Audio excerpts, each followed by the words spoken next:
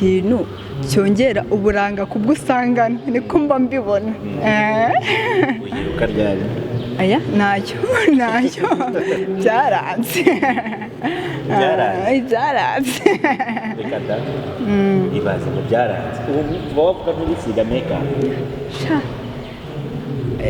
Ndakeka urinje se hari ubwo barusiga makeup wenda ngo bayisize nabizi, ariko mfite ubwenge yaba ngoye nanamubwira ko bitashoboka, gusa akanambabarira kuko nyine birumvikana nyine. Ubuzima bwawe nubwo kurangwa no guhimbaza ni ukuri pe, kandi Imana izabifashe. Yego ku isi hari ibintu bitagenda neza, umuntu agapanga iki kintu na Satani n'ingabo ze bagapanga ibindi. Umusaza tujyana niho nzamwitegereza ko ari we wapfiriye. Indirimbo wawe kwishurira ukayikora. Mana yanjye murakoze.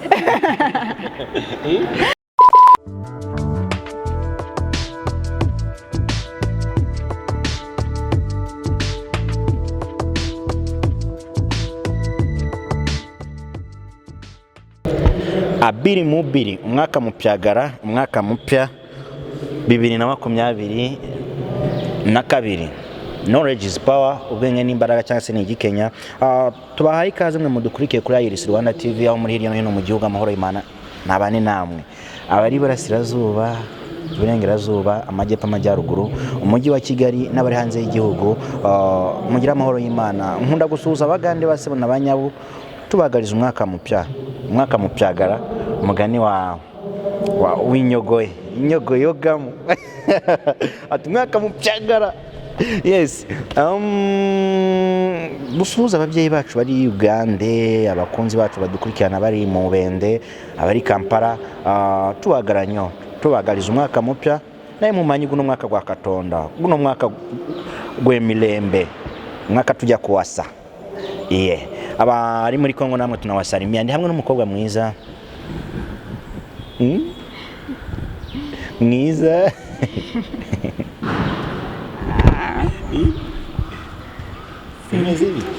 Meze neza cyane. Makuru. Meza. Meza. Meza. Seka neza. Murakoze. Tuguhaye ikaze kuri Iris Rwanda TV. Nubwo akango ugiye gukora ikiganiro inshuro ya mbere.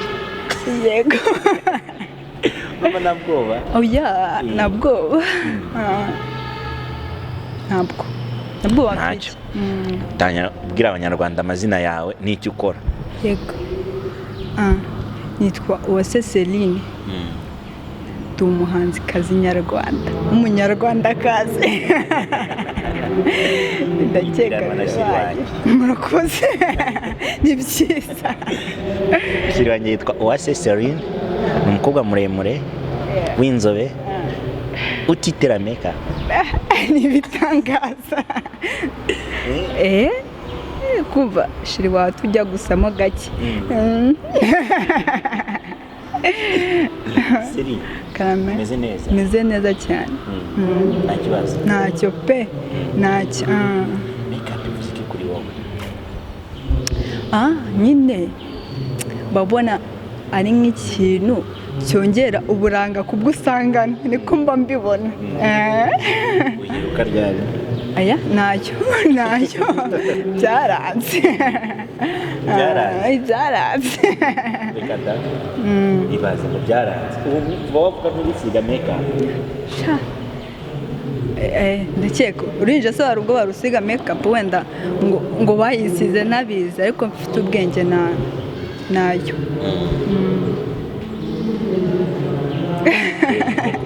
Urizera? Ntabwo ari ukwizera, sinzi tu.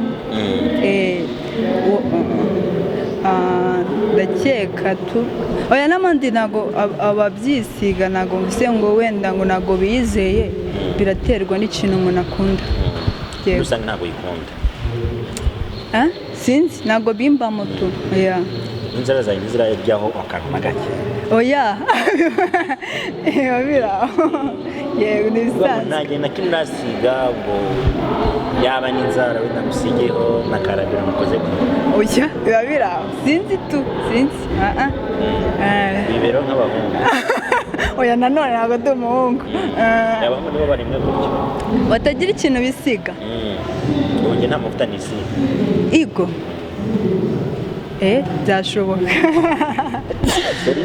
urakire ako sinzi impamvu nakomeje kumva kuri Glace umuntu witwa Glace yandoze mu mutwe Celine umuhanzi ukoresha ayo mazina mu buhanzi Uwase Celine Kamariza Kamariza ryavuye kuki papa wanjye ni akazina bakunda kunyita n'umuhanzi ngo witwaga ko ntabwo mudamuzi gutyo mu ndirimbo gusa ntabwo bafite ifoto ye naramubonye gusa papa wanjye yaramufanaga yego banyemerere bapininge kuva ku nkweto kugeza hejuru abantu bamaze bareba ubwiza bw'uyu mukobwa yambaye neza inkweto nziza inkweto bayita byose ntabwo mbizi ni ukuri yego iyi style se wambaye n'ibisanzwe ni ukwambara imyenda isanzwe yego seri uvuka hehe mvuka mu Kamira katwinjire ku buhanzi nyirizina uturimbiraho agace gato ku ndirimbo yawe ya mbere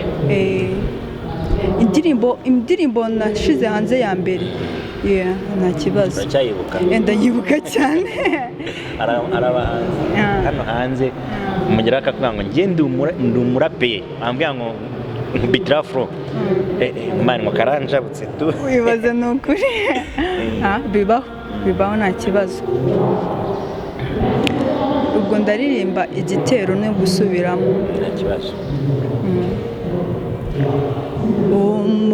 umuguri hana wahoraga babajwe nuko atagira umwana agahora asenga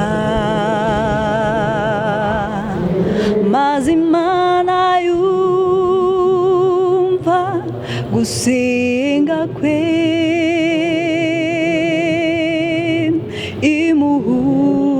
imuhumwana umuhungu uwari ingumba dora abyaye karindwi uwahoraga arira dora araseka Imana ntiyakunda ko wababara erega uri ikiremwa cyayo yishimira nasoje wallahi nari nagiye ijwi ryiza ry'umuntu mwiza rigutwara kure urakoze Imana ntiyababaza umuntu yishimira yego kandi Imana yadukunda cyane pe cyane seri watangiye kuririmba ufite imyaka ingahe se kuki wahisemo kuririmba gospel utahisemo kujya kuririmba indirimbo zisanzwe nyine natangiye kuririmba kera cyane turirimba mu bana batoya nibwo natangiye kuririmba niko bimeze mu bana batoya ubwo ushatse kuvuga hariho abana batoya babandi bataba barengeje nk'imyaka 7, 6 nyine aba ari abana batoya cyane indirimbo ivanga mbega nyamanza keza urayizi ndayibuka ntabwo nyibuka ndayumva ndanayizi ariko ukuntu ukurikirana ntabwo nabyibuka ego kagiye nasekeye mbega nyamanza keza ko mbona wishimye n'iki cyabiguteye ngo natwe tugufashe erega niko mbona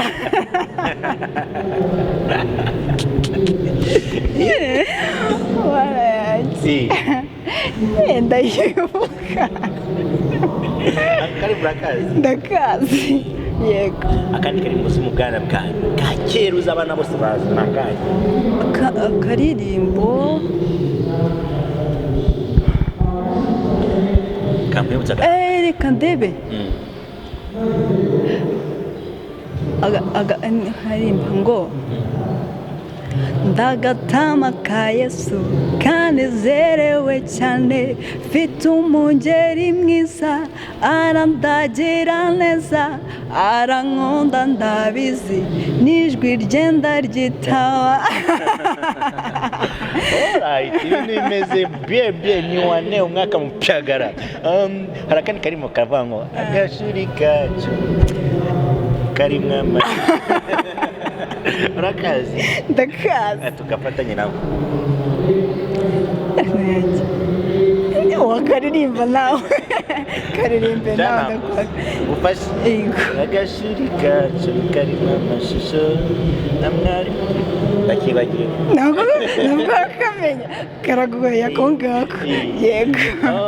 Celine wagiye muri studio ryari ese imbaraga zikujyana muri studio wazikuye hehe?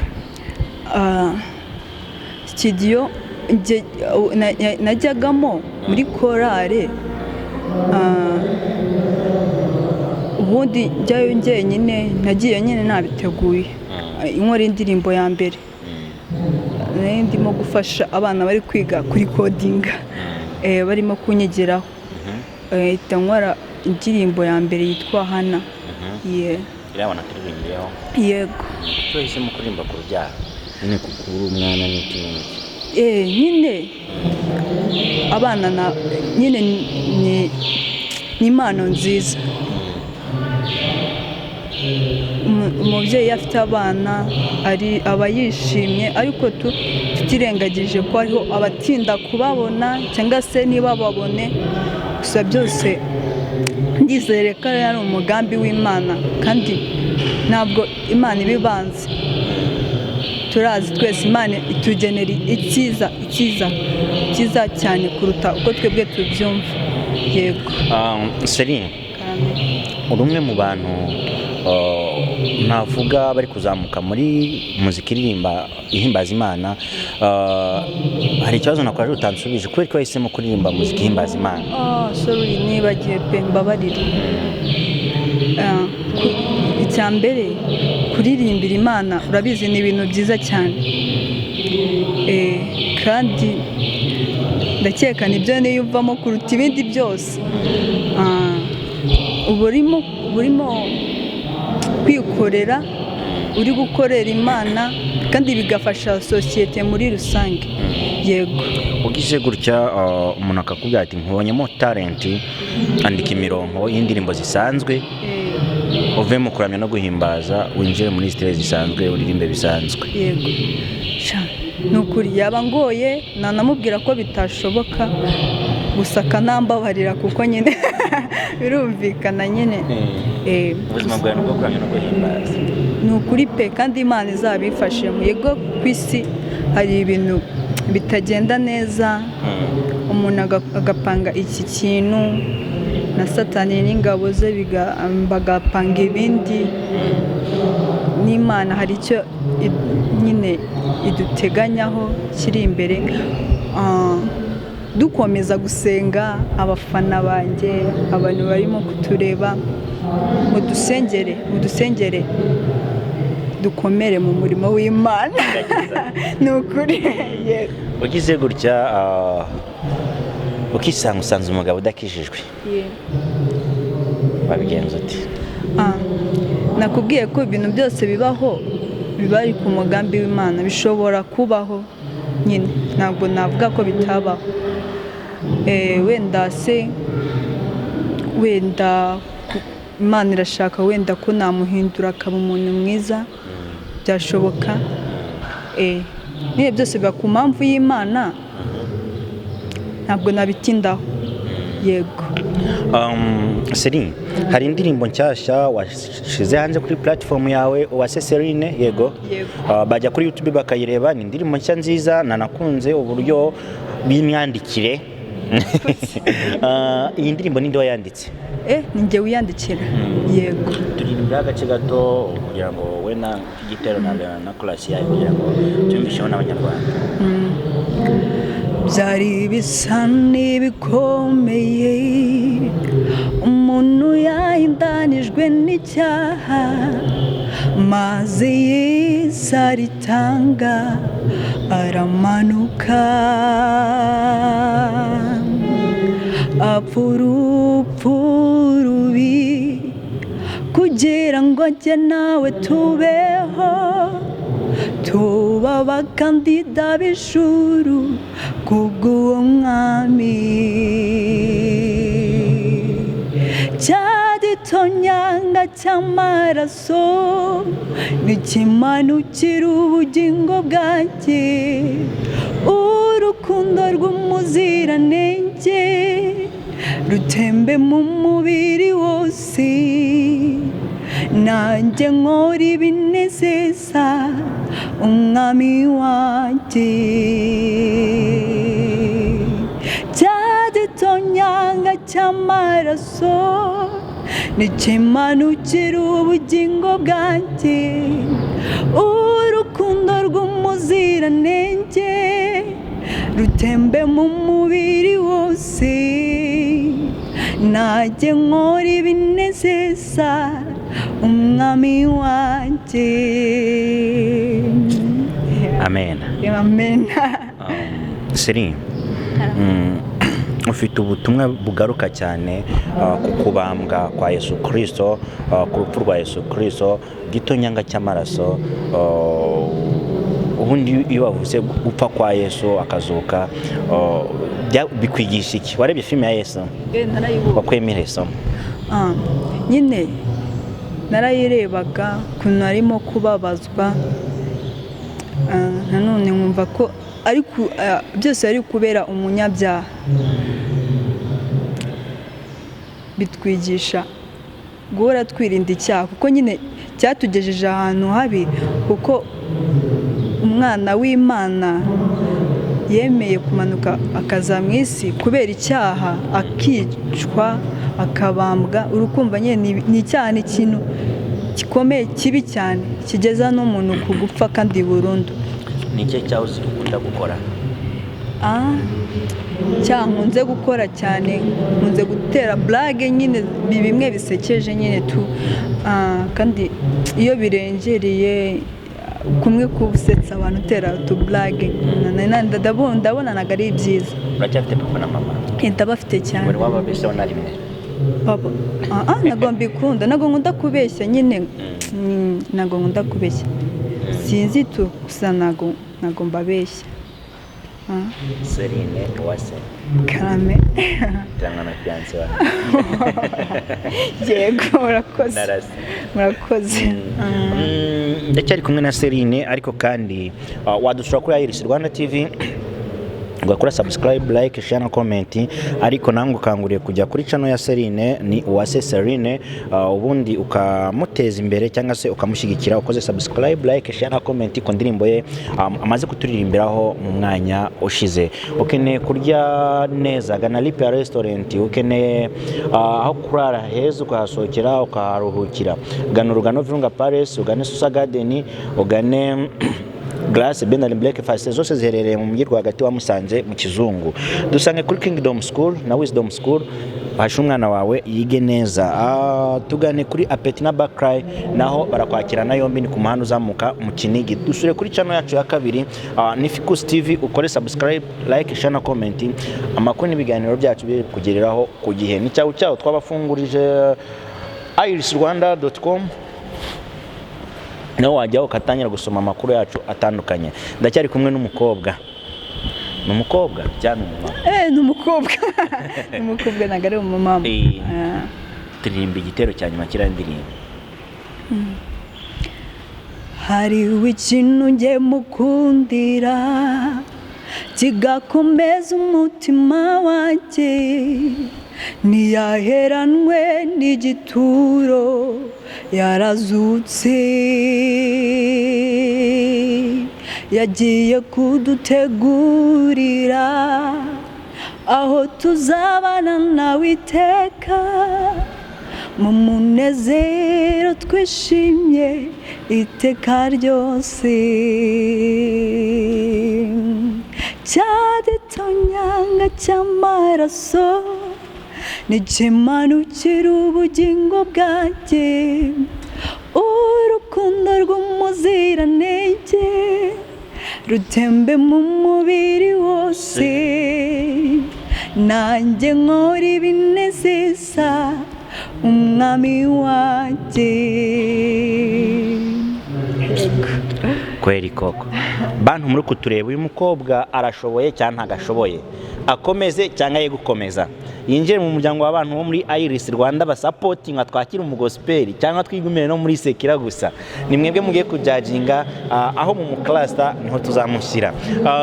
Seri, nk'umwe mu bantu bamaze igihe kinini baririmba, waba uba muri korali? Yego. Uririmba mwitwa?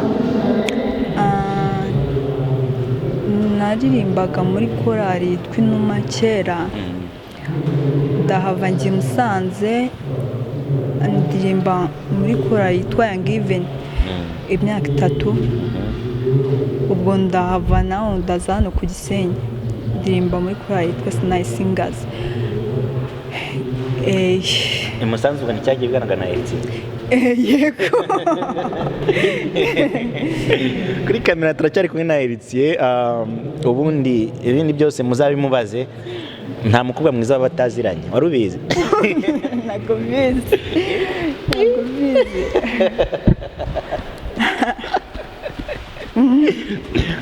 Seri, wasomye Bibiliya?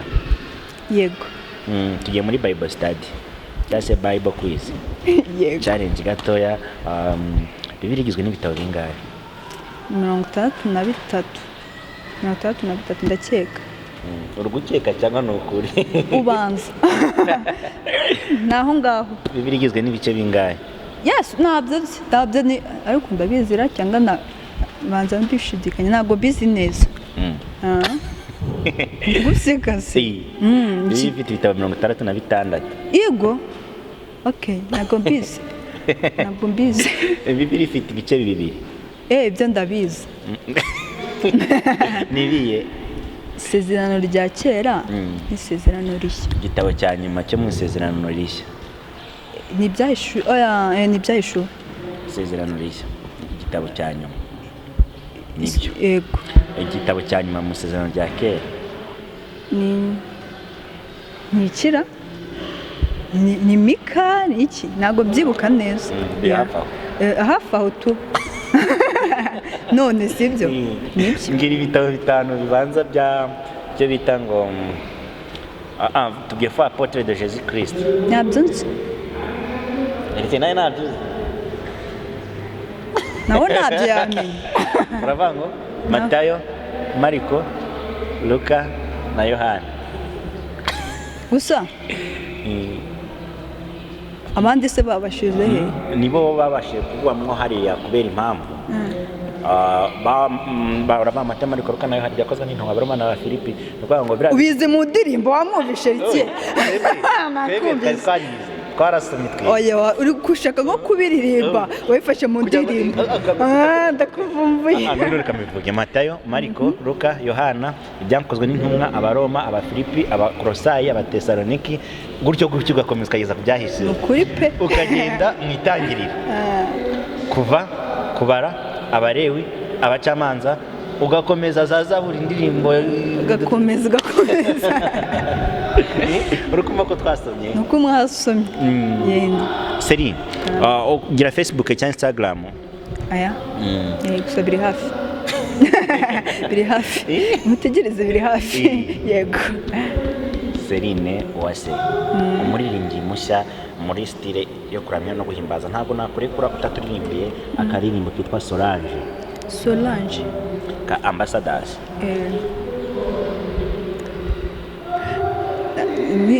Aho ningera nkumva nawe kubimenya neza ubwo ndaceceka. Ataruki. Oyo Solange ari umwana w'ikinege,